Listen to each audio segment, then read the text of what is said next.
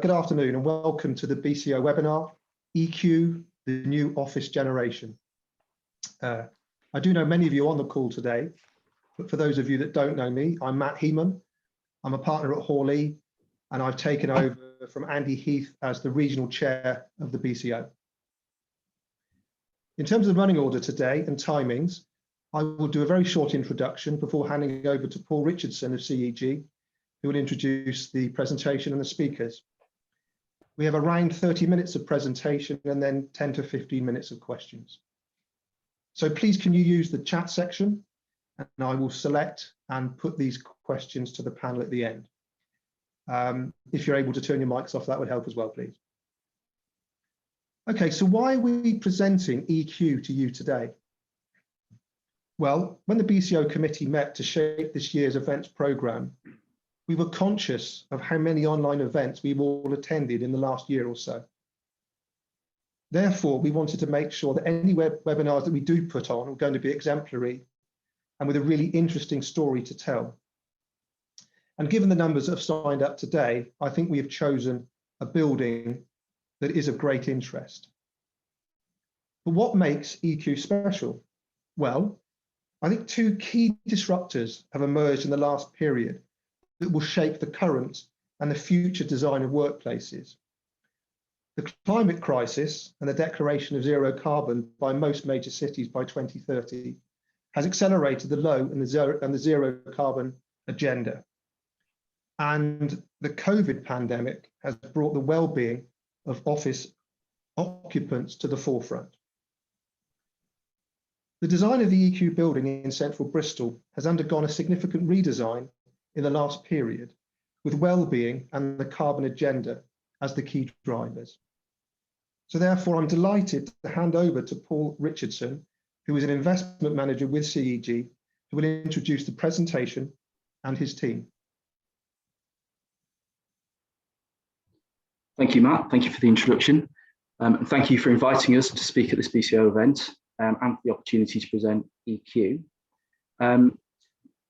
Just to introduce my colleagues on this call who will be presenting today, I'm joined by Leah Barnes, who is a Sustainability Manager at CEG, Luke Schubert, who is the Managing Director at Aukett Swanke and the Lead Architect on EQ, and Ian Wills, Director at JLL and Letting Agent for EQ, together with joint agents, Cushman and Wakefield. For those who aren't familiar with EQ, I can share an aerial shot here that has a superimposed CGI of the building, just to sort of orientate you in terms of where it sits within Bristol City Centre. So we're just off Temple Street, which is at the south of Victoria Street, and approximately an easy 5-minute walk from Bristol Templemead Station.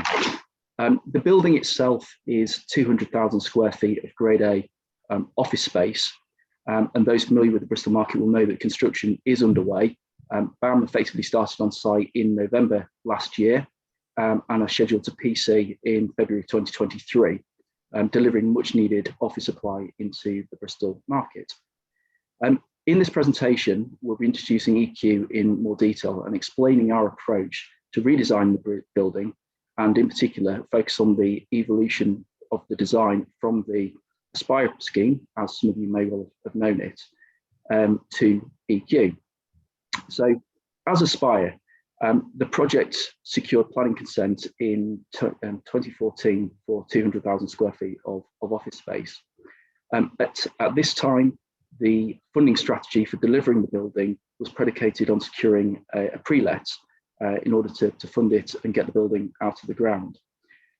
This strategy changed in 2019 when the building was transferred to a new fund, with CG retaining their position as investment manager and development manager for the project. The new funding strategy aligned with an approach to speculatively deliver the building.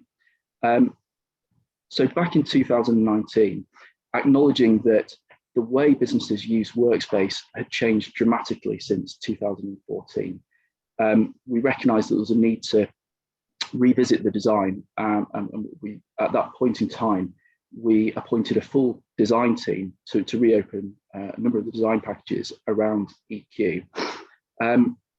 The central approach to reopening the design packages were, as Matt mentioned, to focus on the central credentials of sustainability and also delivering a building that has a people-centric design, i.e. placing people at the absolute centre of the approach to delivering this building.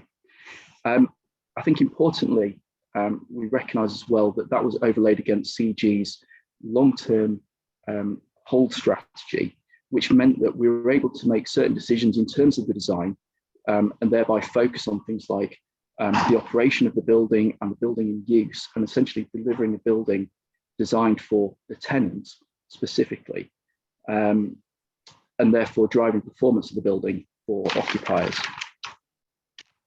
So I think we've been asked the question a number of times, why is it called EQ? So recognising that this is a comprehensive redesign of the previous Aspire project, we wanted to rebrand the building and reposition the building in the market. And in doing that, we wanted to sort of enforce the central values of sustainability and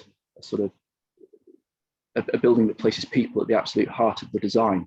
So in working with the branding teams, we explored themes around balance, work-life balance, etc. And eventually we arrived at the term equilibrium, which didn't really fit with the building. So we shortened that to EQ. So that's the derivative of EQ. But in summary, EQ really represents this idea of the perfect balance.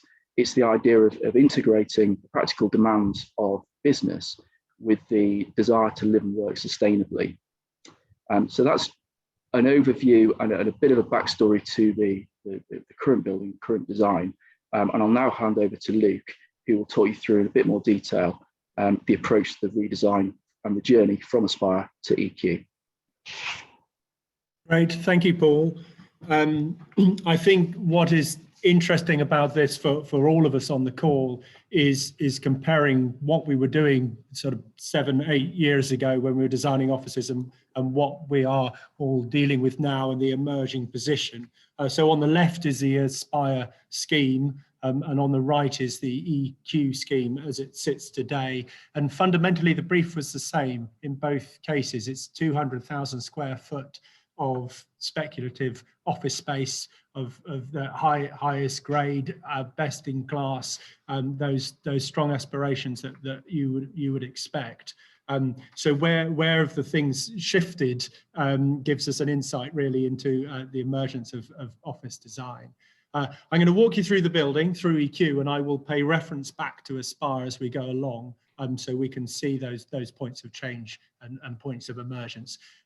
This is the arrival at EQ, so you can see straight into the reception and the activity in there. You can see the activity spilling down all the way down the facade, and more than one entrance. Whilst it's got the two revolving front doors there, there's another entrance further down, so there's different ways into the building.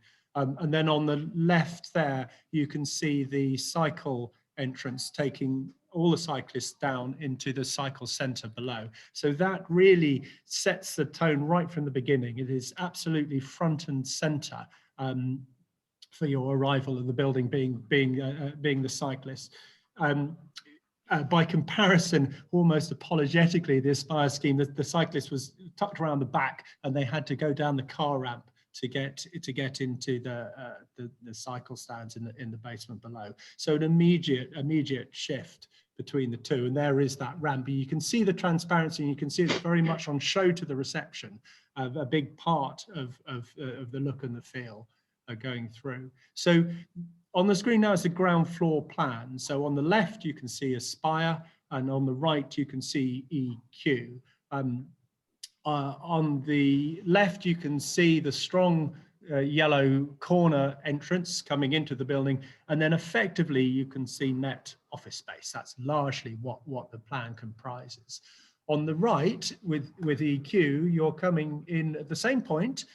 You're coming into a much larger reception that is starting to pull you into the body of the building, and as you come through, you're starting to interact with the flex office space that is there. So you'll know the kind of the building you're in. You're seeing that working ethic as you come through. And as you pull along there, you can see firstly this green, which is the base of the atrium, which is a 50-seater auditorium. So a space to interact and to be used.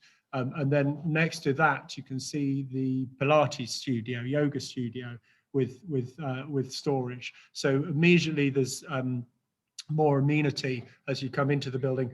And then coming back to reception on the right here, all this light blue, there's a kitchen at the back, but that is a cafe right as part of that central offer as you come into the ground floor. About 50% of the net area of Aspire has been given over to amenity on this ground floor plan. So you can see the commitment that CEG are offering and that the building gives to people as they come in. And that is the view as you come in.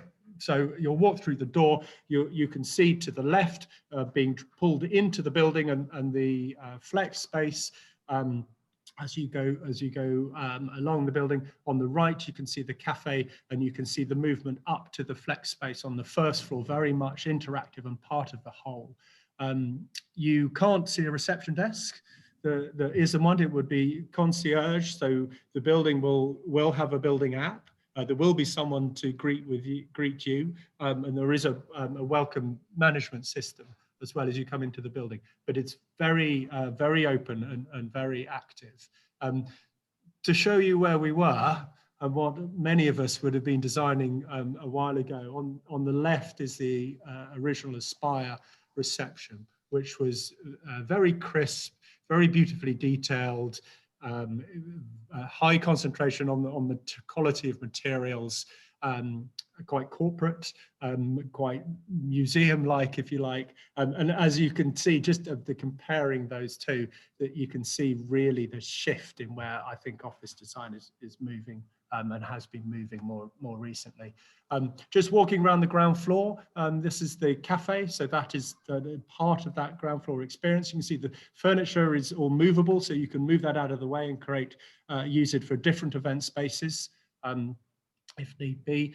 Coming through, this is standing on the first floor at the top of the auditorium space, which is at the base of the atrium. So the whole atrium, all the building get to look down and see the activity at the base. And this is creating a different type of place for people to do town hall events or even to just sit and work within the building. And then the Pilates studio immediately next door.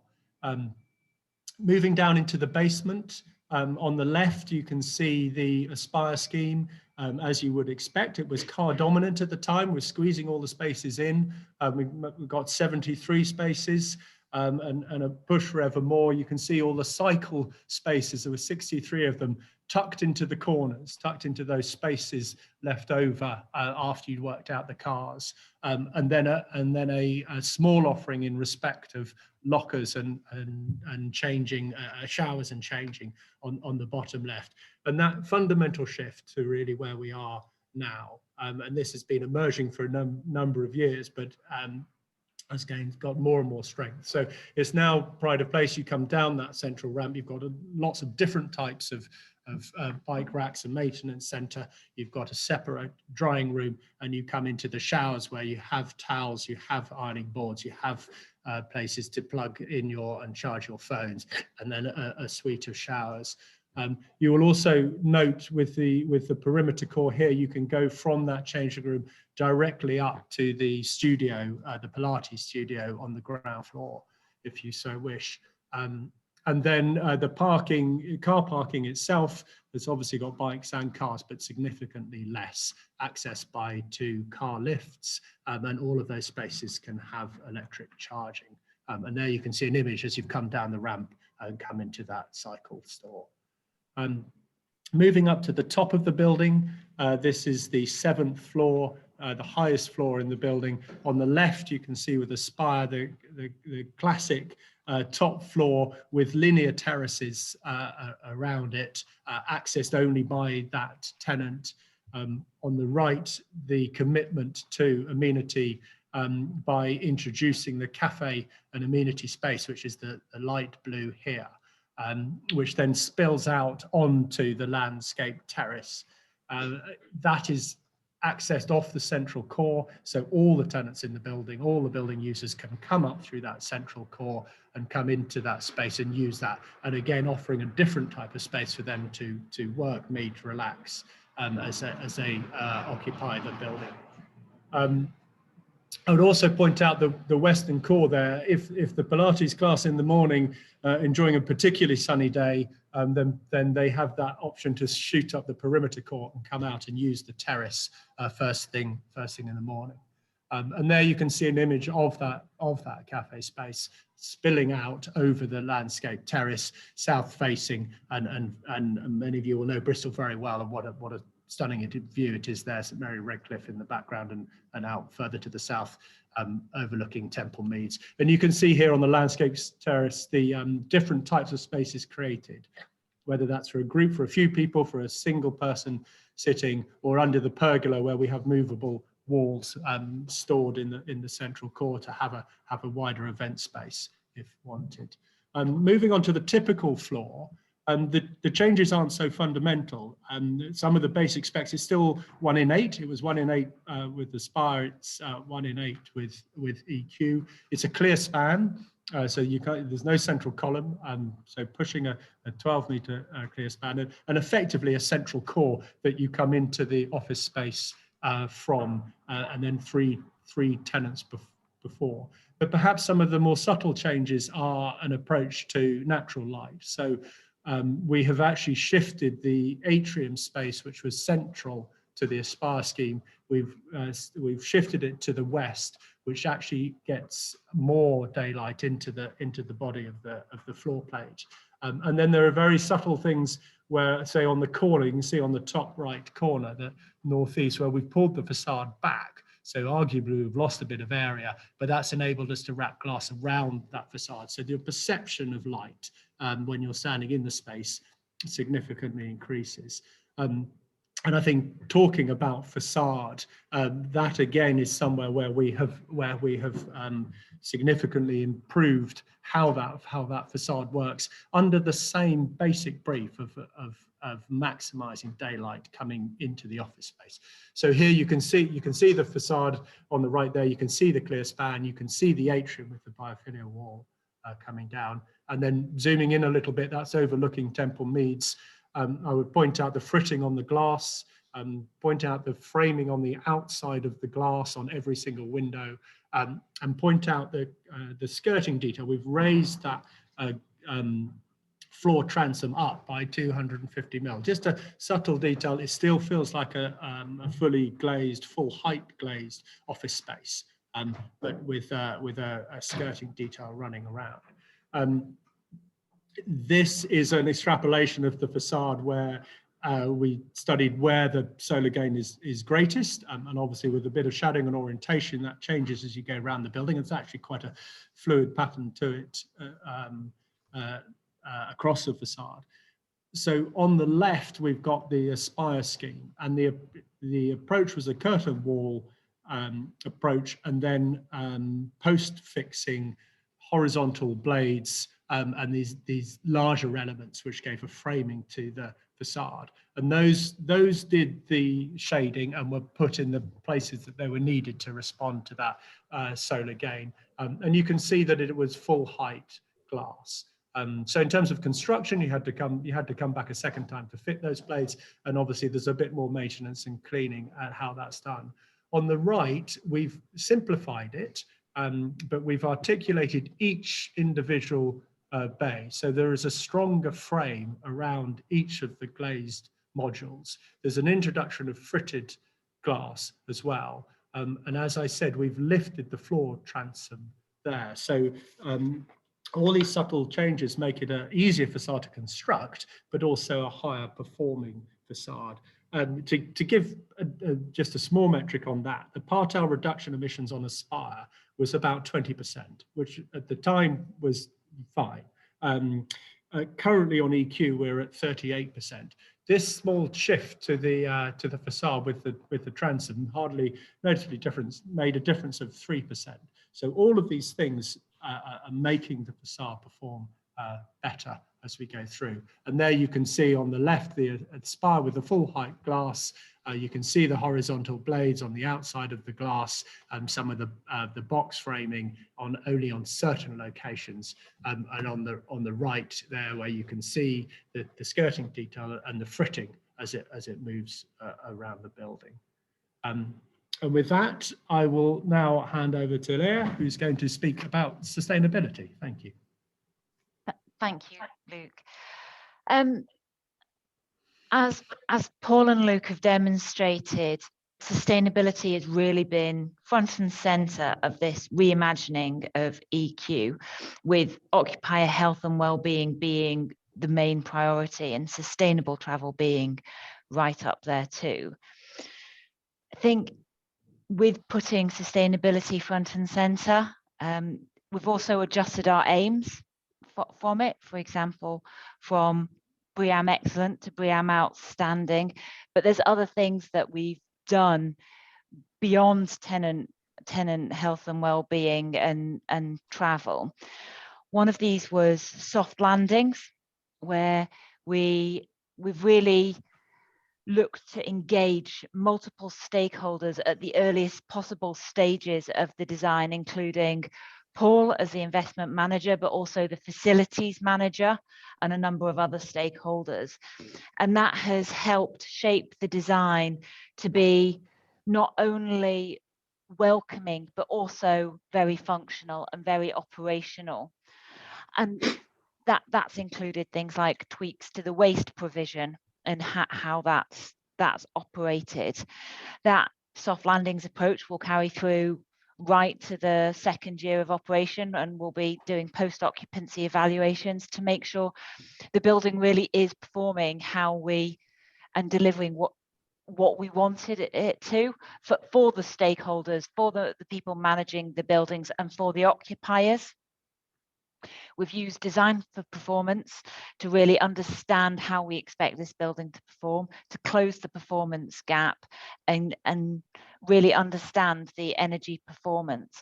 That's been a very iterative process, and with small tweaks here and there making a big difference. You know, the daylighting with the moving of the core, you know, and the tweaks to the transom, you know, they all make a significant difference, and that's been part of the collaborative process that we've used.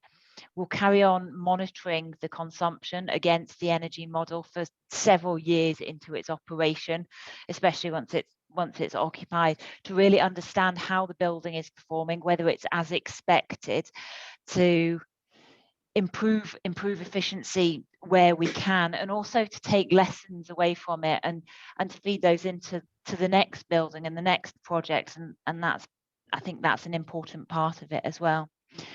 We've got air source heat pumps, solar panels, PV on the roofs. We've got an organic response lighting system, rainwater harvesting, and we've got air quality sensors which feed into our air handling units, and that's really to maximize the internal environment for occupiers while also optimizing energy efficiency, so we don't have, it cuts out any unrequired air changes.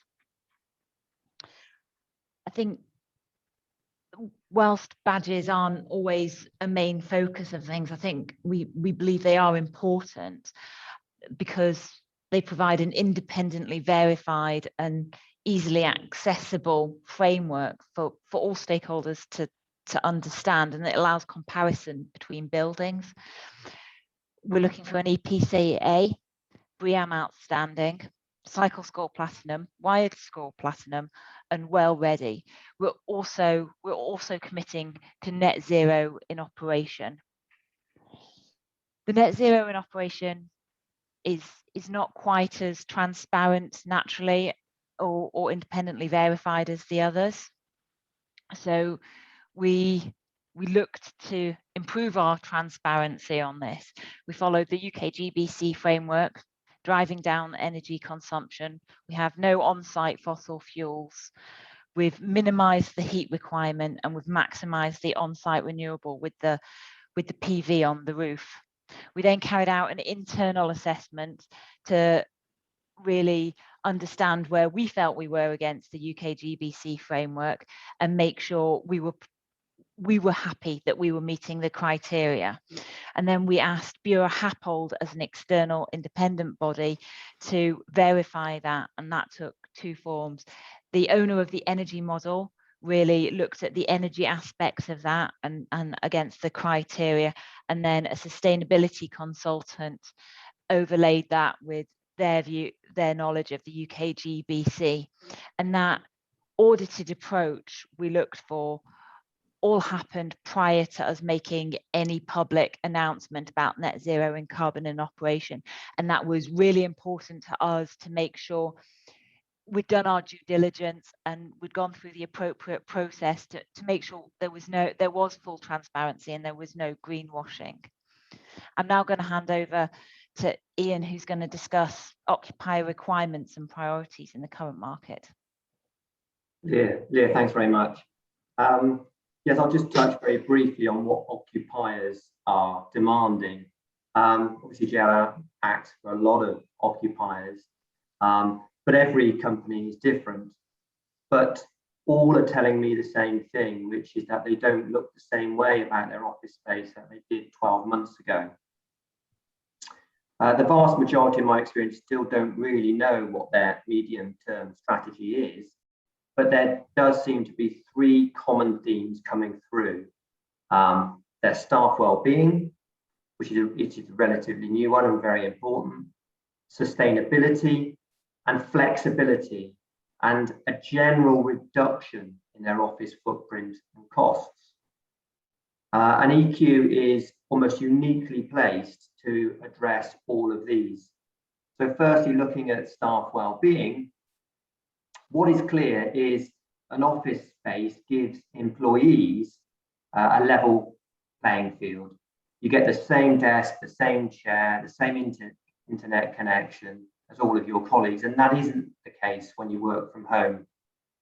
As Luke outlined, there's almost 20,000 square feet of amenity space reserved in this building for the occupiers, and that's the highlighted zones you can see there that he ran through before. But in round numbers, that means CEG has handed back £15 million worth of office space to their tenants instead of letting it out. And that's how seriously they're taking this agenda. Secondly, sustainability. I mean, all modern office buildings are pretty energy efficient, but EQ goes the extra mile with the accreditations you can see there.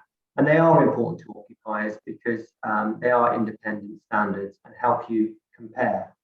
The most important one at the moment is top right there, the net zero carbon. I mean, if you look at most websites for larger corporates, they all have carbon reduction targets listed as part of their ESG commitments. And their targets, those targets are being demanded by their customers, their investors, and their staff. And EQ offers these companies a quick win to tackle those targets across their portfolio. Finally, flexibility. Any customer, and that ultimately is what a tenant is, they want choice. And if you were traditionally taking brand new space, you really didn't have a lot of choice. You'd have to take grade A space in quite big chunks. You would have to take it on long leases, and you would have to take it as the landlord provided it. So typically in a Cat A shell condition. But EQ will offer choice. A company wanting, say, 20,000 square feet can take it for 10, 15 years if they want to on a conventional basis. Equally, they could take 15,000 square feet for 10 years, and then another 5,000 square feet for, say, 5 years, because they think they're going to downsize over time. That's possible at this building. They could take some or all of it fitted out by the landlord and then rentalised if they wanted to. And let's say during the lease, you want to set up a project team and need 30 or 40 desks for, say, 12 months, you can do that in this building. So it really is a very different environment. So EQ is thinking differently and CEG is attempting to deliver space that modern office occupiers need. Thank you very much for listening to this presentation. Matt, I'll hand back to you. Thank you, everybody. Excellent, very, very good, and top marks for being just about on time. So thank you very much indeed. I've actually got a first question that's come in, and I think probably it's one for you, Leah. Actually, there's a couple in here now. Was there any work done to determine the embodied carbon impact of the building, or feasibility studies to look at reducing this? And that's from Tom Brown. So we're undergoing a life cycle carbon assessment on the building, and when we've completed, we'll understand the results of that. And I think the old Aspire design was started in 2009, and the honest answer is embodied carbon was not necessarily on the agenda at that stage. I think we are doing a current life cycle embodied carbon cost assessment, and we are driving down embodied carbon where we can. I think the benefit of hindsight is useful here, in the fact that, if we knew then what we know now, we might have tweaked a few things and changed it at the outset. But I think that partly goes to the really what we've been talking about today, which is really the journey that we've been on and the process to get to this. So that I don't mean to dodge the question. We didn't do it at the start. We are in the process of doing it, but we'll take lessons from the whole project, and we'll move forward. But it is something that's very much on our radar at the moment, and we are assessing. Yeah, I think it's fair to say that carbon in operation is fairly well understood now, and that the industry gaze is moving on to embodied, and the materials that we have at our disposal are not quite as advanced as the technologies that we have in terms of reducing it in operation. So I think a lot will happen in the next period on embodied carbon. Thank you. So again, I'm afraid, Leah, it's another question for you. From John Wright: have you considered using Neighbours, or the Neighbours UK rating for the building? Is that something that you've considered, or did that come in too late for you? No, actually, we are looking to get it registered at the moment. As everyone knows, it's not long open for registrants. That's what we were alluding to with design performance, but we've not put Neighbours on because obviously we've not had our official sign. But that is very much on our radar, and we're looking to get it accredited, and our scoring system, our score will be out there in the public domain when we receive it. Yeah, it's definitely on the rise, Neighbours. We're being asked about it on many buildings. Now, to give somebody else the chance to answer a question, this is probably one for either Ian or for Paul, and it's pretty straightforward. This is a question I had ahead of today, was, have any deals been done yet? Is that something you can talk about, or is that closely guarded at the moment? I think there's been, the building has been really well received by agents and occupiers that we've been talking to. So we're in discussions with a number of occupiers, but we're not at a point yet to release details of a deal. Okay, I think the supplementary to that as well is, do you feel that what you've done with the building, is that being played back to you? Is that, are you seeing that potential tenants really see the value? I'm sure that they do, but they're talking to you about the changes that you've made, and that is driving their decision to talk to you rather than somebody else? I think just expanding on Ian's comments, we think a lot of occupiers are in a world whereby they're focusing on getting their people back into their buildings post-COVID. They're dealing with a lot of change through post-COVID ways of working, changes in technology, etc. And there is sort of a growing recognition, I think, from occupiers that they're looking to make decisions, but they're struggling to align their thoughts in terms of exactly what they need. And I think that speaks a lot to our approach in terms of promoting flexibility, whether that's flexibility of space, whether that's flexibility in terms of ability to fit out, etc. And from our side of things, that's yielding the opportunity to have conversations with occupiers at potentially an early stage in their decision-making process. We're not quite necessarily there to make the decisions, but we're getting in front of them, we're having the conversations, and I think everything we're doing and the feedback we're getting definitely suggests that we're hitting the mark in terms of where we're positioning the product. Great, okay, thank you. A question for Luke. You don't get off too lightly, Luke. I noticed some text at the top of one of your slides that talked about a dedicated life team. Could you just expand upon that a little for me, please?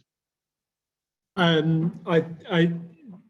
suppose it's at a wider point, how you get to measure a building and how you get to use a building in terms of it being a smart building. I've spoken about the building app, etc.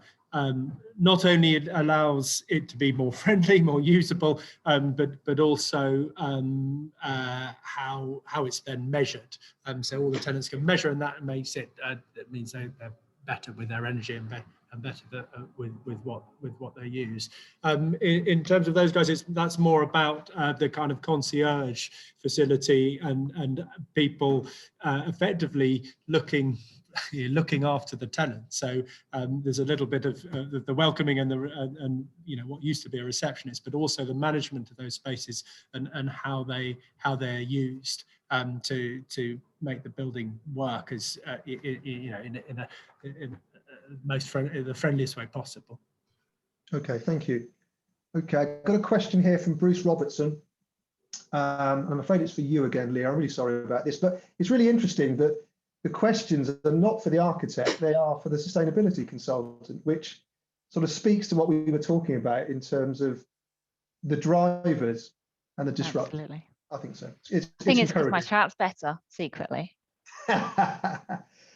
So Bruce's question was, how has targeting BREEAM outstanding impacted build cost versus the previous iteration of the building? Are you able to give a rough construction cost per square foot of the project? So I don't know if you can answer the second part, but what are the indicative or the impacted build cost versus the previous iteration? I can't answer the second question. I'll try and take our approach on the first, and then Paul might be able to help you on the second bit, or help us on the second bit. I think it has impacted. Changing up to BREEAM outstanding has impacted the cost, and there's no getting away from that.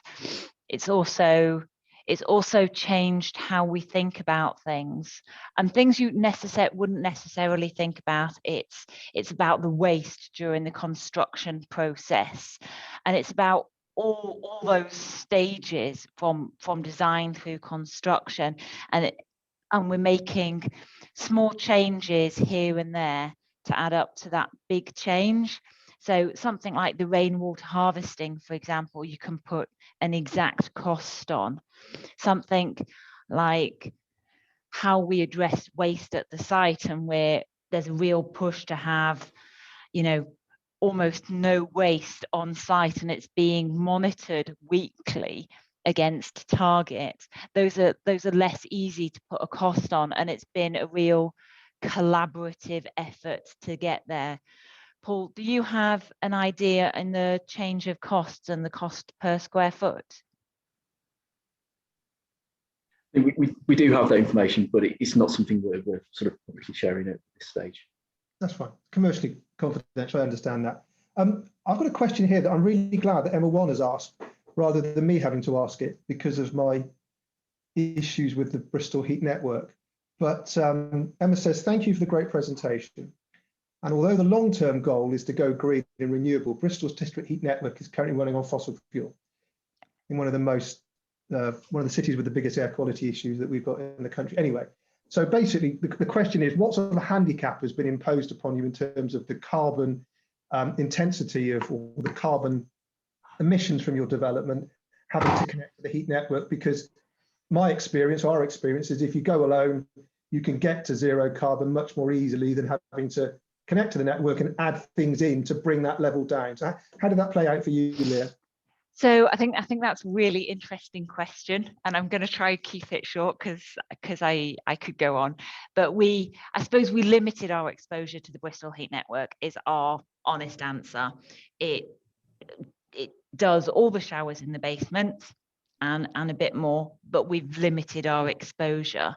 I think we've modelled it a few ways. The expected carbon factor we got for the original network was 0.17, which will mean something to some people and not to others. And the performance is actually much better, and that's because they're increasing the amount they get derived from waste and decreasing the amount there from the gas CHP. And certainly this affects our net zero carbon in operation statistic, because there's a different level of offset, and the UKGBC framework says you're only allowed to connect to a district heat network if they've got a decarbonisation strategy, or it's a planning requirement, which it was for us. So I think we've worked within the framework for that, and I think we're happy to see that the carbon factor is lower than expected. But it has been a concern, and it has been something we've thought about quite carefully in the design team have thought about quite carefully within the design, and certainly within the future decarbonisation strategy, we've had to think about it quite carefully.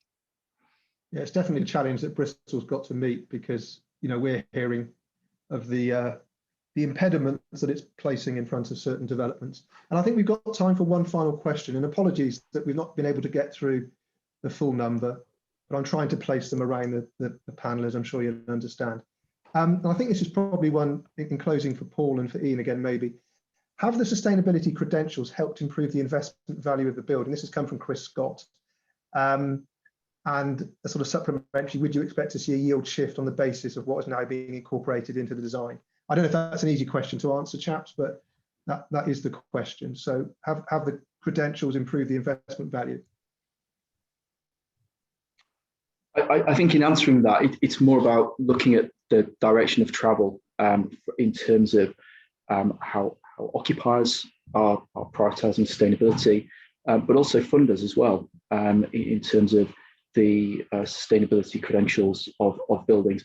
I think we are starting to see evidence of that trend emerging in terms of improved investment value, and certainly the longer term prospects for buildings with higher sustainability credentials is starting to come through.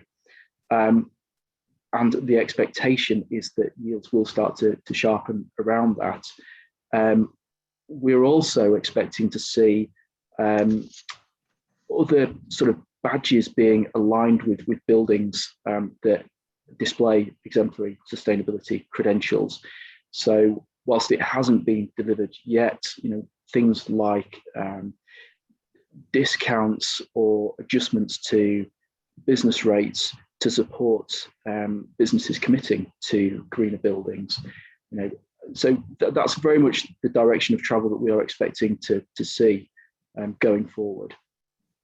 Sure. Okay, thanks, Paul. I think we'll have to draw it to a conclusion there, but I said we've had more questions than we've had time to ask or answer, which is always a good thing. As I say, it was great to see that a lot of the questions, or majority of them, were around the sustainable credentials of the building. And I think that's a sort of paradigm shift that we've seen in the last period. It's fantastic that we're seeing buildings being marketed on their sustainability credentials rather than just how big and shiny they are.